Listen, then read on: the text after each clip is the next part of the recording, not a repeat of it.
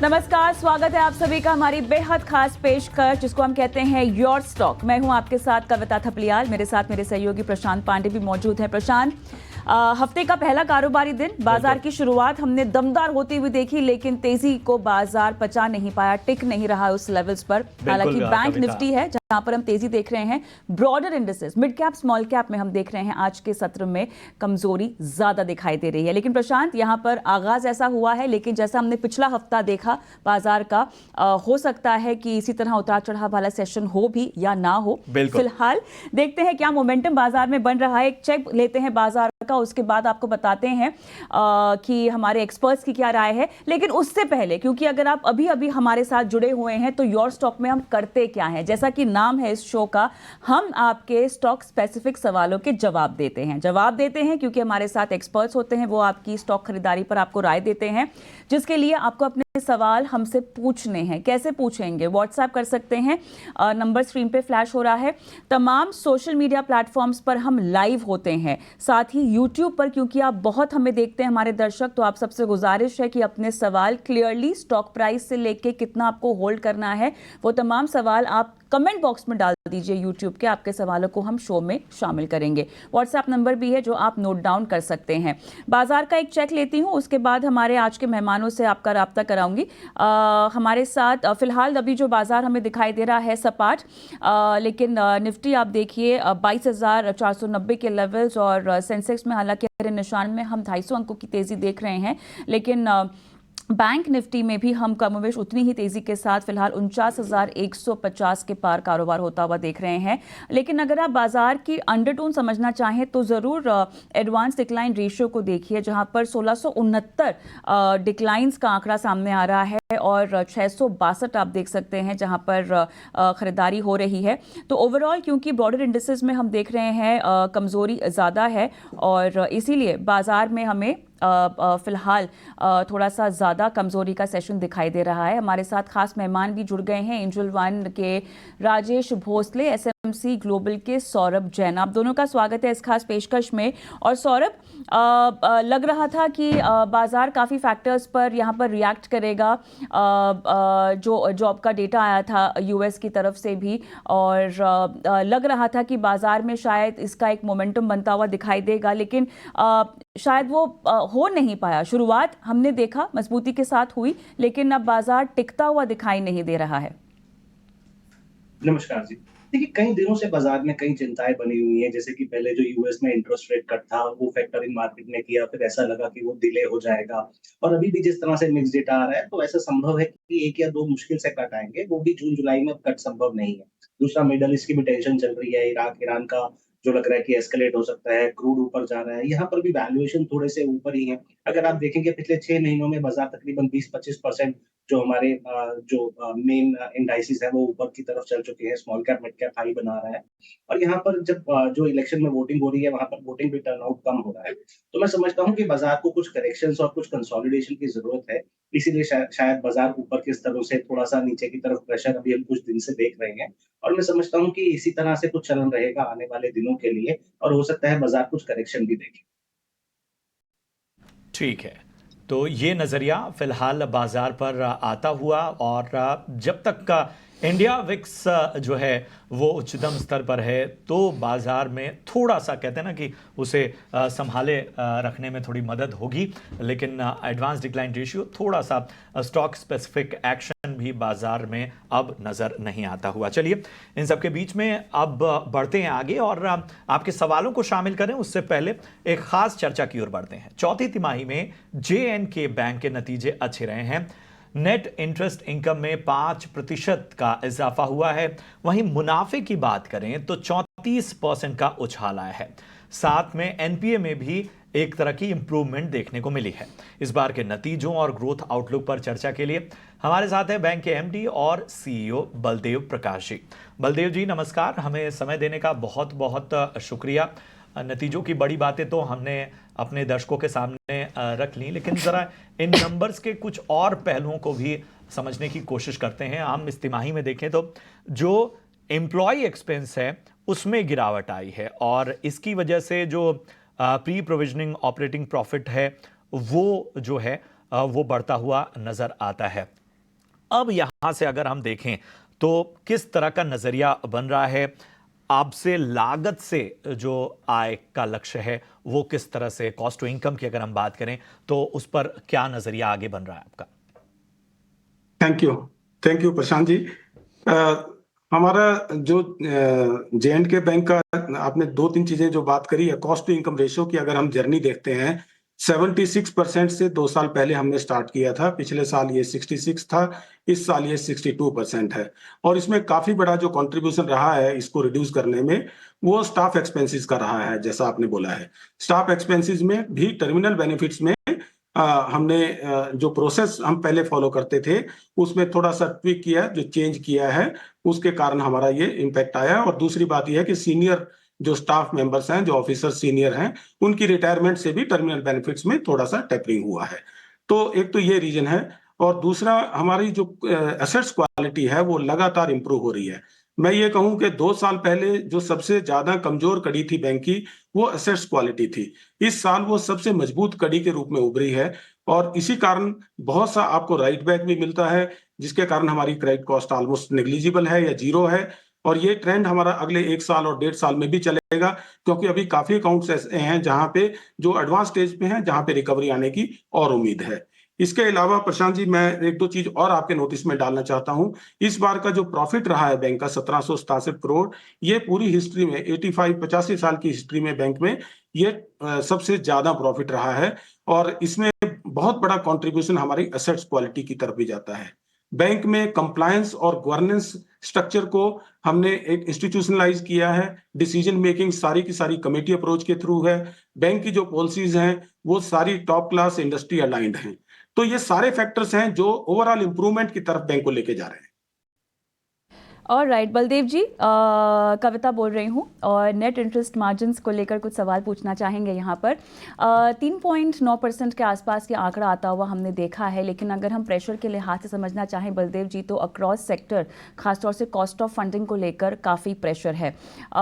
ये जो अपटिक दिखाई दे रहा है नेट इंटरेस्ट मार्जिन में, इसके पीछे क्या कारण हो सकते हैं? और गाइडेंस निम्स को लेकर FY25 के लिहाज से आप क्या देना चाहेंगे? और जो कॉस्ट ऑफ फंडिंग है, क्या ये बैंक के लिए प्ले आउट करती हुई आपको आने वाले समय में दिखाई देगी? ये कविता जी, हमारा एक्चुअली निम हमने जो गाइडेंस दिया था साल के शुरू में, वो 3.75 से 3.9 के बीच में था। हमने 3.92 पे क्लोज किया है, तो better than what we have promised. और इस साल के अंदर भी हमारी जो गाइडेंस रहेगी वो लगभग 3.65 टू 3.80 के बीच में रहेगी। तो यस, उसका कारण यही है जो आपने सही बोला है कि लायबिलिटीज में थोड़ा सा प्रेशर रहेगा, क्योंकि इंटरेस्ट रेट्स अभी भी कम नहीं हुए हैं। हो सकता है अगले 6 महीने में या 9 महीने में कुछ इसका थोड़ा असर हो, लेकिन फिर भी थोड़ा सा निम के ऊपर दबाव रहने की उम्मीद है। तो मुझे लगता है कि हमारी जो गाइडेंस है वो इन्हीं फैक्टर्स को माइंड में रख के दी है। और हमारे बैंक के बारे में मैं लायबिलिटी साइड में अगर आपको थोड़ा सा बताएं, कि हम 50% से ऊपर कासा, रियल कासा को मेंटेन करने वाले, मुझे लगता है हम बहुत कम बैंक्स हैं इंडिया में जहां पे मेंटेन किया है 50% कासा। उसी का इम्पैक्ट आता है कि हमारी जो कॉस्ट ऑफ डिपॉजिट्स है उसका, वो भी लोग बाकी प्लेयर से बेटर रहती है। और उसी के कारण हम लोग अपना निम भी अच्छा मेंटेन कर पाते हैं। कविता जी। बिल्कुल बलदेव जी, इन सब के बीच में एक अहम सवाल आम जो निवेशक है, कंज्यूमर है, उस लिहाज से भी जानना चाहेंगे, आगे किस तरह की योजनाएं हैं, किस तरह से आप बैंक की क्षमता को और आगे बढ़ाना चाहते हैं? कुछ खास प्लानिंग है आगे बैंक को लेकर? उसके साथ ही ये भी बताइए कि आपको चुनौतियां कहां दिख रही हैं, जहां पर आपको लगता है कि और ज्यादा काम करने की आवश्यकता है? हाँ, तो पहले मैं फ्यूचर, जो बैंक का फ्यूचर है उसके बारे में बात कर दूंगा, उसके बाद फिर चुनौतियां की बात करेंगे। तो एक्चुअली जम्मू कश्मीर बैंक जम्मू कश्मीर की ओवरऑल इकोनॉमी की रेप्लिका है। अगर आप पिछले 2-3 साल में जम्मू कश्मीर की इकोनॉमी का देखते हैं तो एक जबरदस्त उछाल है। जो टूरिज्म सेक्टर ने भी उसमें कंट्रीब्यूट किया है। फोकस जो हमारा इंफ्रास्ट्रक्चर डेवलपमेंट की तरफ है, उसमें भी बहुत सुधार हुआ है। हॉर्टिकल्चर, एग्रीकल्चर सेक्टर में बहुत जबरदस्त इन्वेस्टमेंट्स हैं। तो फॉरेन के टूरिस्ट भी आने लगे हैं। तो इसके कारण ओवरऑल इकोनॉमी अच्छी इंप्रूव कर रही है और उसका सबसे ज्यादा जो बेनिफिट है वो जम्मू कश्मीर बैंक को मिलता है। तो हमें लगता है कि क्योंकि अभी ये जो सुधार है ये जारी रहेगा, तो इसके कारण हमारी बैंक की भी ओवरऑल बिजनेस में और इकोनॉमी में इंप्रूवमेंट आएगी। दूसरी बात, चैलेंजेस की आपने जो बात करी है, सबसे ज्यादा जो बड़ा चैलेंज मुझे जो दिखता है आज की डेट में वो लायबिलिटीज है। लायबिलिटीज में भी कॉस्ट को मेंटेन करना और लायबिलिटीज को ग्रो करना, तो वो एक चैलेंज है। उसको हमने पिछले साल भी काफी हद तक हैंडल किया है। मुझे लगता है हम इस साल भी अच्छे तरीके से डील करेंगे। बलदेव जी, यहाँ पर नंबर्स तो काफ़ी स्ट्रॉन्ग आते हुए देखे गए हैं, लेकिन क्लियरली जिस तरह से हमने ग्रोथ देखी है डिपॉजिट्स में, वहाँ पर थोड़ी सी कमज़ोरी दर्ज हुई है। जो ट्रेड ग्रोथ की बात की जा रही थी आपकी तरफ से, वो लगभग 18% तक का आंकड़ा था जो आंका गया था, जो बताया गया था। लेकिन जो स्लो डाउन है इस तिमाही में, उसके पीछे आपको क्या वजह दिखाई देती है? डिपॉजिट ग्रोथ इंडस्ट्री के लिहाज से अगर हम देखें तो थोड़ी ज़्यादा कमज़ोर रही है, क्या कहेंगे आप? इसमें हमारा जो डिपॉजिट की ग्रोथ है वो सबसे ज्यादा जो इम्पोर्टेंट फैक्टर है कि हमने उसमें कॉस्ट जो मेंटेन करी है। मतलब हमने कोई बल्क डिपॉजिट के ऊपर ज्यादा फोकस नहीं किया। हमारी जो लोन टू डिपॉजिट रेशो है वो भी अंडर 70% है। अगर आप देखेंगे तो हमारे पास बहुत स्कोप है कि हम लोग इसमें जो हमारा इन्वेस्टमेंट है उसमें से हम लोग क्रेडिट की तरफ फोकस कर सकते हैं। तो ऐसा कंसर्न नहीं है, बट हम लोग कॉस्ट कॉन्शियस डिसीजंस लेने की फेवर में हैं डिपॉजिट्स में। बलदेव जी, बहुत अच्छा लगा आपसे बात करके। आपने समय निकाला, तमाम सवालों के जवाब दिए, बहुत बहुत धन्यवाद। एक राय हमारे आज के एक्सपर्ट से भी ले लेते हैं, और राजेश, आपके पास मैं आना चाहूँगी। नतीजों के दम पर और मैनेजमेंट की बात सुनकर क्या आपको लगता है, फिलहाल अगर इस क्षेत्र में किसी को पोजीशन बनानी हो तो ये आपका पसंदीदा बैंक हो सकता है? देखिए, रिजल्ट के बाद एक गैप अप ओपनिंग तो हुआ था, बट सस्टेन नहीं किया है। एंड हायर लेवल से प्रॉफिट बुकिंग देखने को मिल रहा है। एंड इनफैक्ट जो फ्राइडेज का लो था तो वहां पे ये मतलब ट्रेड कर रहा है।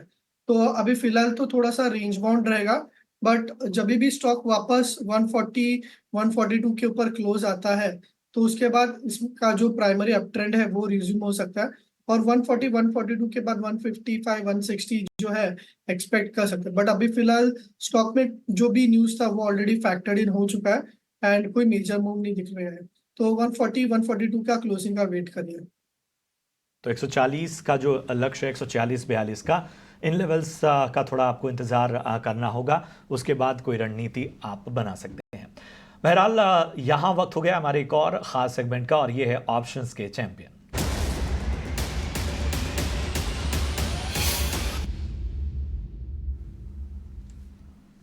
और हमारे साथ इस वक्त अरिहंत कैपिटल के रत्नेश गोयल जी जुड़ चुके हैं। रत्नेश जी, गुड मॉर्निंग। बताइए, ऑप्शन की रणनीति आज क्या होगी? गुड मॉर्निंग सभी दर्शकों को, सुप्रभात। मुझे ऐसा लगता है कि कहीं ना कहीं बाजार में थोड़ा सा भी कंसोलिडेशन ही रहेगा, पर कुछ स्टॉक में जिसमें कुछ अच्छी पोजीशन बिल्टअप और उनमें ध्यान रखना चाहिए तेजी का। तो दीपक नाइट्राइट एक ऐसा लगता है मुझे जहाँ पे काफी अच्छा एक पॉजिटिव मोमेंटम बिल्टअप होता दिखाई दे रहा है, पोजीशन बिल्टअप होता दिखाई दे रहा है। यहाँ पे 2620 का कॉल लेने की सलाह रहेगी। 100 से 105 रुपए के बीच में 70 रुपए का स्टॉप लॉस और टारगेट 150 रुपए का लगता है। जो इसमें मैक्सिमम लॉस हो सकता है 10,500 का, प्रॉफिट जो हो सकता है 13,500 का। ठीक है, तो ये नजरिया फिलहाल ऑप्शन का।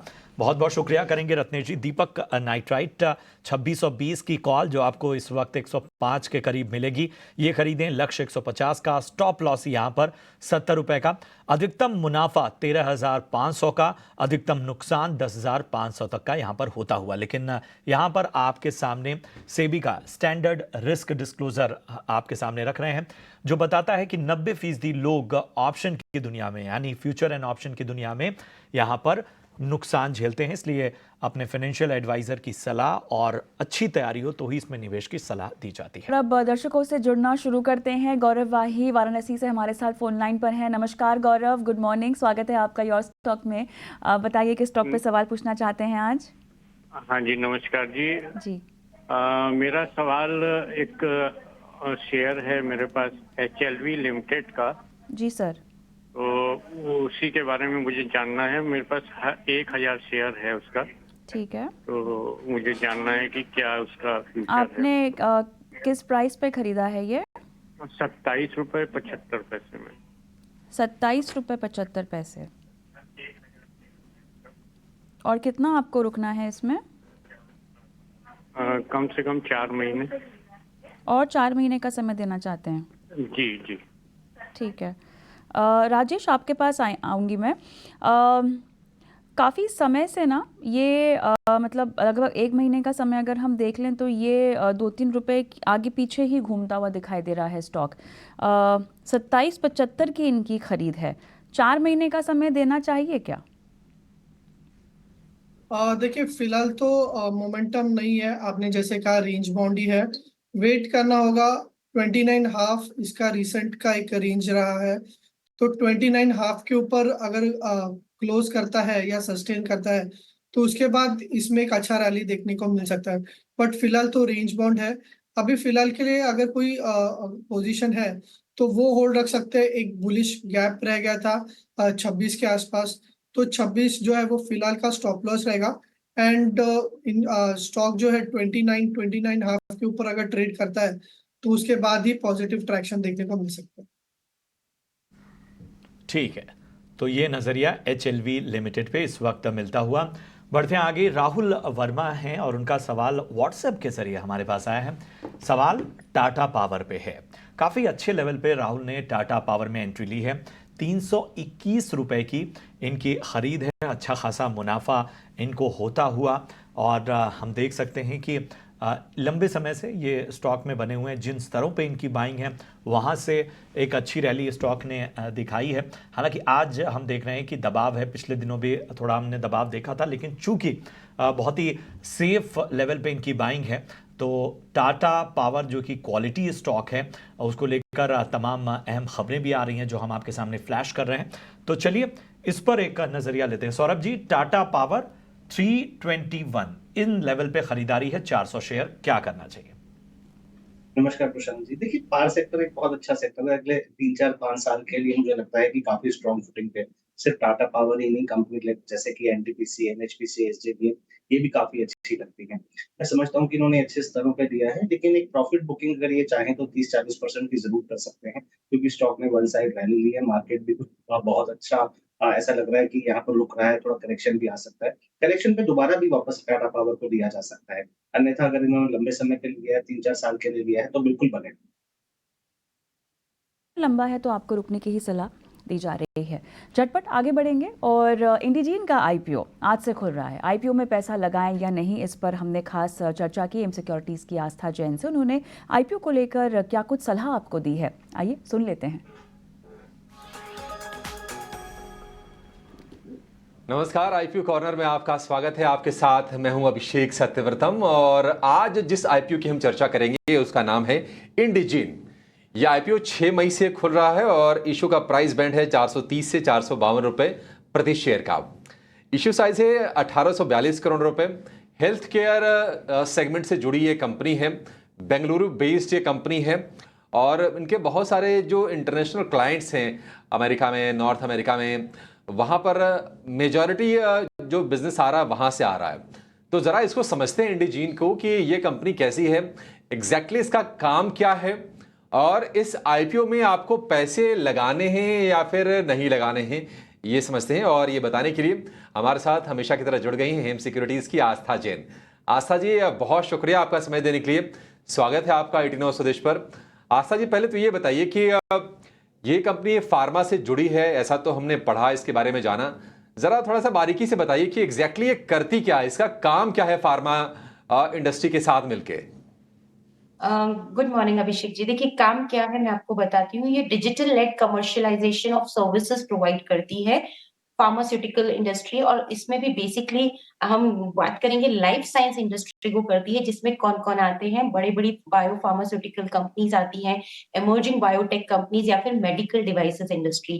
काम क्या करती है? ये इन सब कंपनीज को मदद करती है ड्रग डेवलपमेंट में, उसके बाद क्लिनिकल ट्रायल्स के अंदर, उसके बाद इनके जो भी देखा जाए फार्माकोविजिलेंस में, कंप्लेंट मैनेजमेंट में और रेगुलेटरी सबमिशंस के लिए, और साथ ही साथ सेल्स और मार्केटिंग। तो ये सब जो सर्विसेज हैं, इसमें ये इन सब कंपनियों को मदद करती है, असिस्ट करती है, प्रोवाइड करती है। ये इनका बेसिकली काम है। अब अगर देखा जाए तो इनके ऑफिसेस 17 इनके देखा जाए तो ग्लोबल डिलीवरी मॉडल पे क्योंकि ये काम करते हैं, तो 6 तो ऑपरेशन हब्स हैं, 17 ऑफिसेस हैं जो लोकेटेड हैं कहाँ-कहाँ पे? North America, Europe, Asia. तो ये इंटरनेशनल लेवल पे भी इनके काफ़ी अच्छा खासा क्लाइंट बेस है, और 20 लार्जेस्ट कंपनी, ये मैं ग्लोबल बात कर रही हूँ, इनके क्लाइंट उसमें आती है। कंपनी हमको बढ़िया लगती है क्योंकि सबसे पहले यूनिक बिज़नेस मॉडल है और पुरानी कंपनी है, और इस तरह का बिज़नेस मॉडल अभी तक आया नहीं है, क्योंकि इसमें आप काम तो पूरा फार्मास्यूटिकल का कर रहे हैं, लेकिन वो पूरा एक तरह से उनको कमर्शियलाइज़ेशन, जो फार्मास्यूटिकल कंपनीज़ की जो सर्विसेज़ है, उनको कमर्शियलाइज़ेशन करने में आप मदद कर रहे हैं, और वो कैसे कर रहे हैं? डिजिटली कर रहे हैं। तो थोड़ा-थोड़ा देखा जाए तो आईटी की तरह ये लोग, आईटी इंडस्ट्री की तरह ये लोग वर्क कर रहे हैं, बट अभी तक इस तरह के क्षेत्र में ऐसी कोई भी कंपनी नहीं है, तो अपने आप में यूनिक बिज़नेस मॉडल है। अभी तक एट प्रेज़ेंट तो इस तरह की कोई कंपनी है नहीं। तो कॉम्पिटिशन वाइज़ अगर बात की जाए तो इंडिया में तो कोई भी कंपनी नहीं है जो इनके कॉम्पिटिटर में आती है। ग्लोबली कुछ एक कंपनी है, लेकिन उनका बिज़नेस मॉडल भी एग्ज़ैक्ट सेम नहीं है जो कि ये कर रहे हैं।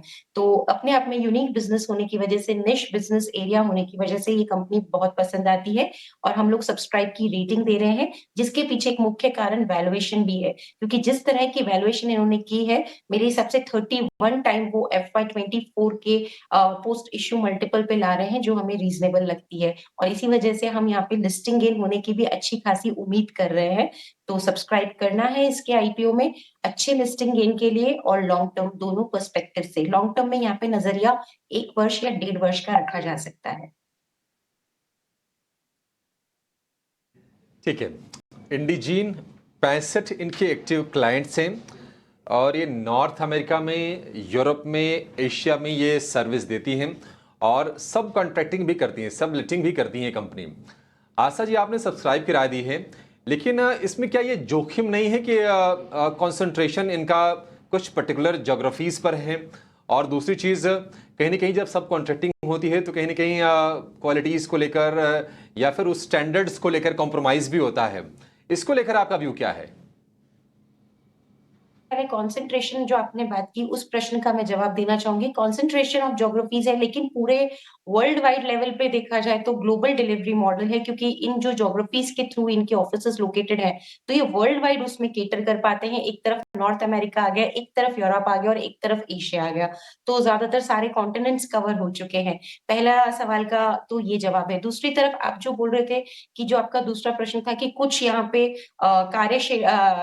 कार्यशैली को लेके कुछ इश्यूज हो सकते हैं, तो वो मुझे नहीं लगता, क्योंकि 25 वर्षों से ये इसी कारोबार में है। तो जब इतना बड़ा एक्सपीरियंस होता है, तो जिस तरह की प्रॉब्लम्स आती हैं, उनको सॉल्यूशंस को निकालने में भी कंपनी अब महारत हासिल कर चुकी है, क्योंकि 20-25 साल का अनुभव इसके पास है।